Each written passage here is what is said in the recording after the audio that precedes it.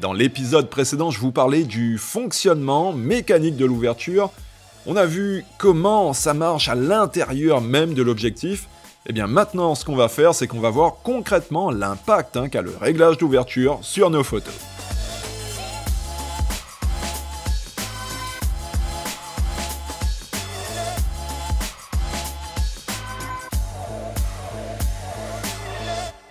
Salut à tous, c'est Julien. Pour retrouver tous mes tutos, c'est sur mon site que ça se passe. Vous connaissez parfaitement l'adresse maintenant, www.bboyphoto.com. Je vous mets quand même le lien dans la description. Et si vous voulez voir toujours plus de vidéos, eh bien abonnez-vous à ma chaîne YouTube pour être sûr de ne manquer aucune des vidéos qui arrivent très bientôt. Alors, dans la vidéo précédente, je vous montrais le fonctionnement de l'ouverture, je vous expliquais également à quoi correspondaient les F, un petit nombre pour une grande ouverture et un grand nombre pour une petite ouverture, ça c'est ok. Concrètement maintenant, si on change les F sur l'appareil photo, qu'est-ce que ça va changer sur mes photos? En fait, plusieurs choses peuvent changer quand on change le réglage d'ouverture. Et déjà, un peu sur le même principe des exemples que je vous ai fait dans les tutos précédents avec le temps de pause et les ISO, là encore, dans une situation où on ne changerait que l'ouverture, si je fais plusieurs photos pour lesquelles on garde le même temps de pause et les mêmes ISO, eh bien, en ne changeant donc uniquement que l'ouverture, les différentes photos auront une luminosité différente en fonction de l'ouverture, justement. Et avec une grande ouverture qui va laisser passer beaucoup de lumière, notre photo sera logiquement plus claire, puisqu'il y aura tout simplement plus de lumière qui sera arrivée au capteur de l'appareil photo. Et au contraire, avec une ouverture plus petite, là notre photo sera moins lumineuse, puisqu'elle aura reçu moins de lumière à cause du trou plus petit. C'est logique. C'est la quantité de lumière qui fera que notre photo sera claire ou sombre. Donc là, déjà, on a vu que le choix de l'ouverture, si on ne change que ce réglage, bien sûr, ça joue sur la luminosité de nos photos. Ça, c'est un des effets de l'ouverture, mais c'est pas le seul, puisque l'ouverture, ça a aussi un impact sur un point qui est super important en photo de paysage, et ce point, c'est la profondeur de champ. Profondeur de champ, alors, petite parenthèse vite fait, sur ce point qu'est la profondeur de champ, puisque quand j'ai commencé à bosser sur cette série sur l'exposition, et que je suis arrivé à ce chapitre sur l'ouverture, je me suis retrouvé en fait face à un dilemme, puisque quand on parle d'ouverture, certes, ça influence l'exposition, ça on l'a vu juste avant avec les deux photos démo, mais l'ouverture, ça a aussi un très gros impact sur la profondeur de champ. Profondeur de champ, je vais vous expliquer après ce que c'est en détail. Mais voilà, quand on parle de profondeur de champ, là, on s'écarte un petit peu de l'exposition à proprement parler. Mais le truc, c'est que l'ouverture et la profondeur de champ sont tellement liés que je ne peux pas parler de l'ouverture, aborder l'impact que ça a sur l'exposition, sans parler de la profondeur de champ. Les deux sont liés. Donc, oui, je vais parler de la profondeur de champ, on va certes s'éloigner, on est obligé, on va certes s'éloigner un petit peu de la pure exposition. Mais voilà, ouverture et profondeur de champ sont tellement proches. Et en plus, la profondeur de champ, c'est une notion tellement importante en photo de paysage, donc il faut en parler quand même, et c'est ce qu'on va faire maintenant. Donc déjà, la profondeur de champ, qu'est-ce que c'est? Au niveau explication, pour faire ça le plus simplement possible, je dirais que la profondeur de champ, c'est tout simplement l'étendue de la zone de netteté sur une photo. C'est ça la profondeur de champ. Et d'ailleurs, vous avez à coup sûr déjà remarqué sur vos photos, des fois tout est parfaitement net, autant le premier plan que l'arrière-plan, il n'y a rien de flou. Et dans ce type de situation où tout est net, on dit que la profondeur de champ est grande. La zone de netteté, elle va du tout premier plan jusqu'à l'arrière-plan. Les rochers sont nets devant, mais aussi les montagnes qui sont tout au fond. Tout est net, grande profondeur de champ donc. Et au contraire, sur d'autres photos, on peut des fois avoir des zones floues avec un seul plan qui est bien net, pas toute la photo. C'est soit le sujet donc qui est net, soit le décor, et sur cette photo en l'occurrence, ce sont les montagnes au fond qui sont bien nettes, et le premier plan, lui, par contre, est complètement flou.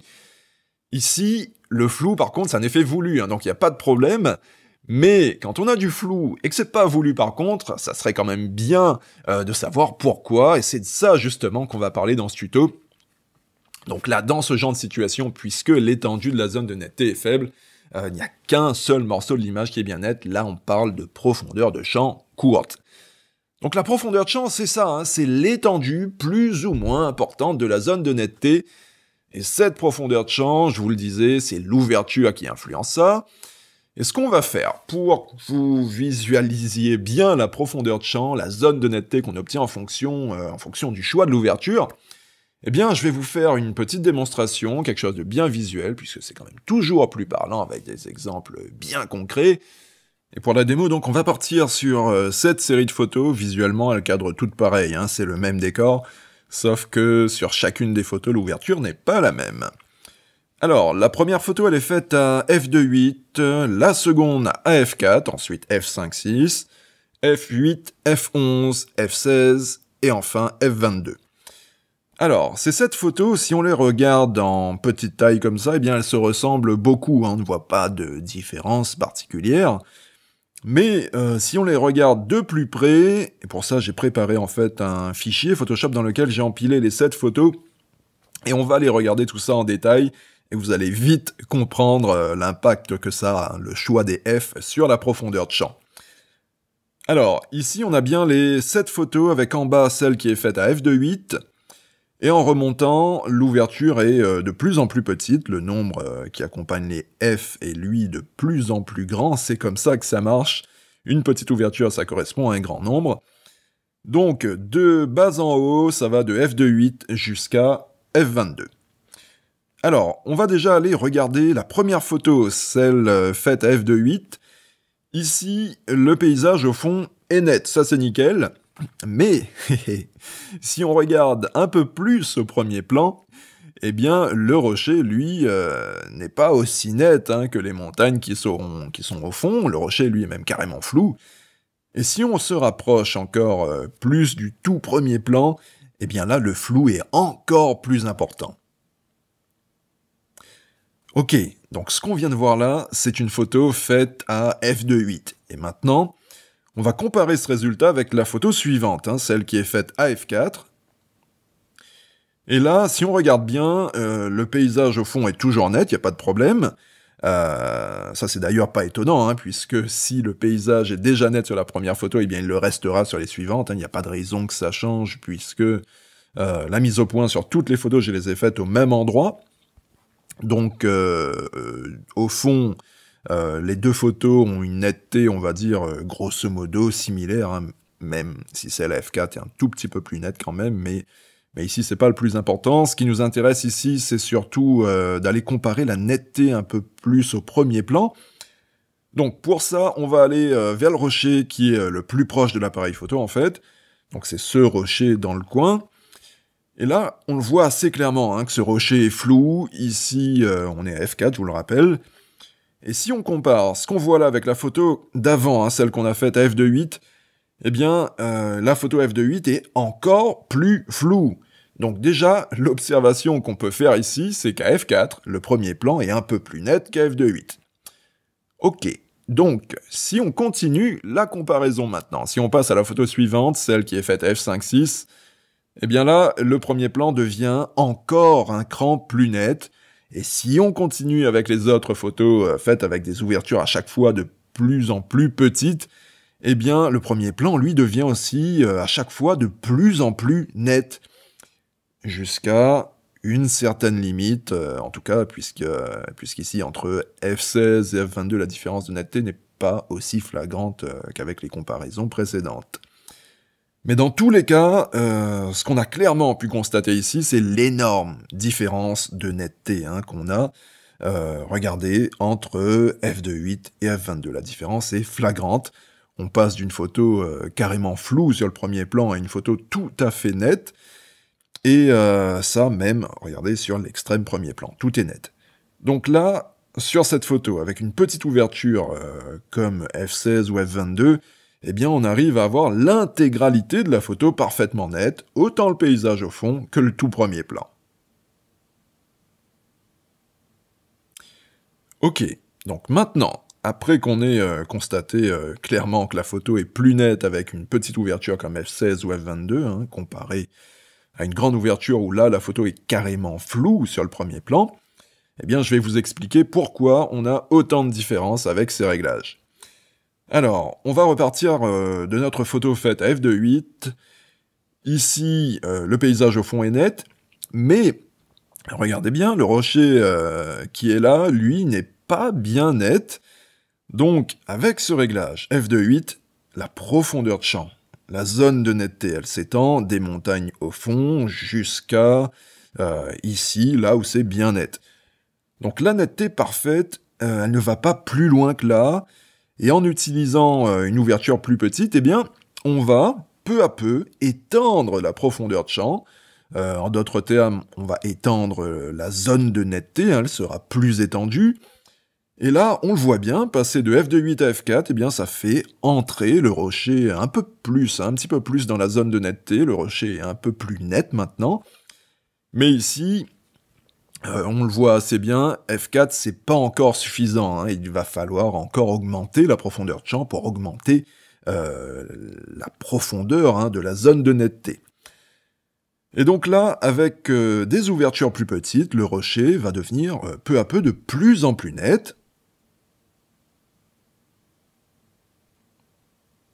Et ça va même au-delà du rocher, hein, avec des ouvertures plus petites, c'est même carrément l'extrême premier plan avec les herbes qui sont tout devant, qui elles aussi rentrent maintenant dans la zone de netteté grâce à une profondeur de champ importante obtenue avec de petites ouvertures. Donc maintenant, je pense, hein, que c'est assez clair, vous avez vu qu'en augmentant les f, en utilisant des f avec un grand nombre donc, ça augmente aussi la profondeur de champ, l'étendue de la zone de netteté. Avec un grand nombre comme f16 ou f22, eh bien l'étendue de la zone de netteté sera importante. Et au contraire, avec des f avec un petit nombre, f2.8 ou f4 par exemple, eh bien là, l'étendue de la zone de netteté sera plus courte, et c'est pour ça, hein, que sur les photos faites avec de grandes ouvertures, c'est pour ça que le premier plan n'est pas net, puisque l'étendue de la zone de netteté est trop courte. C'est pas suffisant avec des grandes ouvertures comme f2.8 ou f4. Donc voilà, pour la profondeur de champ, vous avez vu que c'est pas très compliqué, hein. Petit nombre, petite profondeur de champ, et grand nombre, grande profondeur de champ. Ok. Et très concrètement, maintenant, en photo de paysage, vu qu'on recherche généralement à rendre tout le paysage parfaitement net, eh bien, en paysage, on utilise donc généralement de petites ouvertures, hein, pour rendre tout net. Et perso, me concernant, pour mes photos, je suis très souvent entre f11 et f16, dans la plupart des situations de paysage, de jour en tout cas, hein. F11, F16, c'est nickel, moi j'obtiens tout parfaitement net avec ces réglages. Donc voilà, c'est relativement simple, mais soyons bien clairs, ces explications, c'est la version simplifiée, hein, des explications concernant l'ouverture, puisqu'il y a plein de cas particuliers, il y a plein d'autres facteurs qui rentrent en compte dans le choix de l'ouverture, puisque selon l'ouverture choisie, il peut exister des phénomènes en fait qui vont avoir une incidence sur le piqué d'image, entre autres. Le piqué d'image, c'est la capacité, hein, de l'objectif à restituer les plus fins détails, hein, d'un paysage. Et donc le choix de l'ouverture, ça joue là-dessus, le piqué donc. L'ouverture, ça joue aussi sur la quantité et la qualité du flou d'arrière-plan, quand on recherche du flou pour des portraits par exemple. Quoi d'autre? La profondeur de champ, ça dépend aussi de l'optique qu'on utilise. Là, je vous ai fait la démo avec une optique grand angle. Les photos de la démo étaient faites avec un 16-35, j'étais à 16 mm exactement. Avec une optique grand angle, on aura aussi plus de profondeur de champ qu'avec un téléobjectif, par exemple. Ça gratte. Autre chose également, le choix de l'ouverture et la profondeur de champ qu'on obtient selon les F choisis, eh bien, ça peut varier aussi selon l'endroit précis où on fait la mise au point sur le paysage.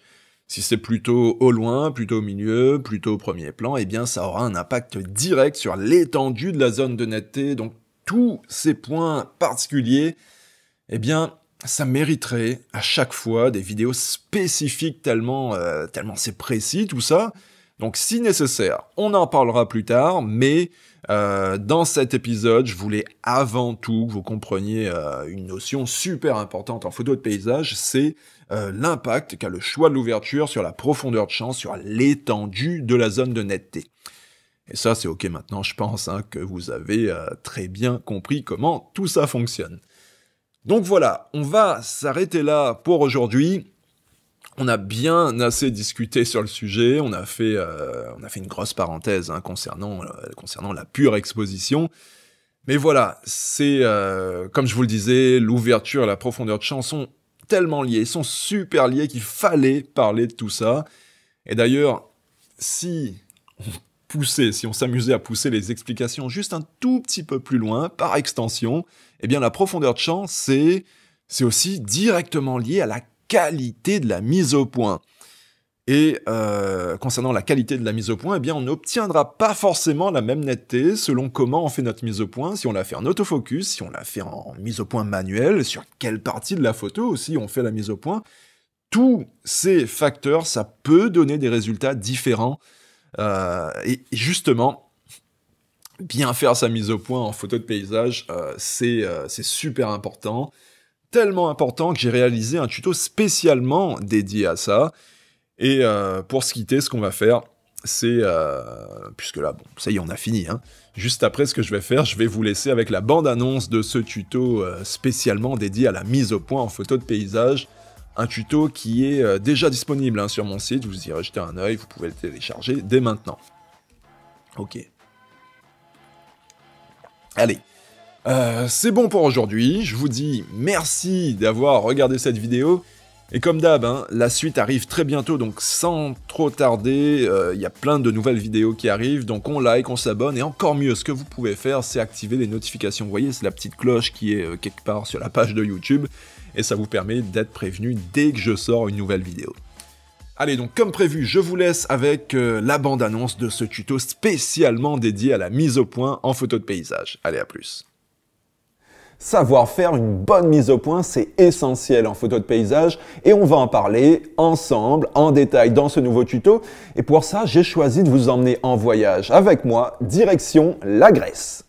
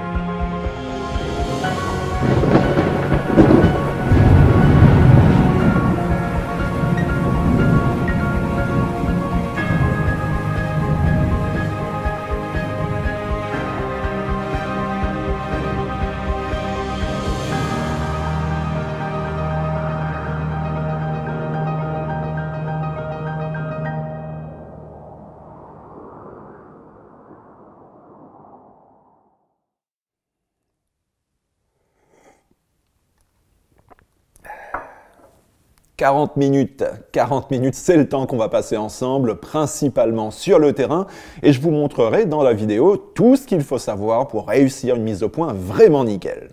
Je vous montrerai comment je procède concrètement, étape par étape, pour bien réaliser la mise au point et donc obtenir des photos parfaitement nettes. On verra plusieurs cas de figure qu'on rencontre souvent en photo de paysage, comme par exemple comment bien réaliser sa mise au point lorsqu'on photographie un paysage éloigné sans premier plan. Ça a l'air simple comme ça, mais il y a quand même quelques subtilités à connaître pour vraiment obtenir un résultat parfait. On verra aussi une autre situation qui demande déjà un peu plus de précision, c'est lorsqu'on souhaite intégrer un premier plan proche de l'appareil photo, et je vous montrerai en détail comment bien réaliser la mise au point pour en fait parfaitement répartir la profondeur de champ pour obtenir à la fois net le premier plan et l'arrière-plan. Tout ça, c'est dans la vidéo. Et bien sûr, je ne vais pas juste me contenter de vous dire d'appliquer tel ou tel réglage, c'est pas comme ça que ça marche, on va aller beaucoup plus loin et je vais vous filer toutes mes astuces pour que vous compreniez, et ça c'est le plus important, quel réglage, quelle méthode utiliser en fonction de chaque situation. Et mon but, c'est vraiment ça, que vous soyez capable de comprendre et d'aller mettre en pratique ensuite tout seul sur le terrain tout ce que je vous ai montré dans la vidéo. Et on verra des choses très concrètes puisqu'on sera ensemble sur le terrain et selon la situation, je vous montrerai les détails des réglages de l'appareil photo ou la meilleure méthode à utiliser en fonction de la situation. Et on verra aussi des choses plus théoriques mais quand même très importantes comme par exemple le choix de l'ouverture et l'impact que ça a sur la mise au point. Et on parlera aussi de la courbure de champ, un point qu'on néglige beaucoup trop en photo de paysage alors que c'est très important. Bref, tout ce qu'il faut savoir pour réussir une mise au point parfaite et donc obtenir des photos super nettes se trouve dans cette vidéo. Et pour plus d'informations, checkez la description ou allez voir directement sur mon site www.bboyphoto.com. Ciao!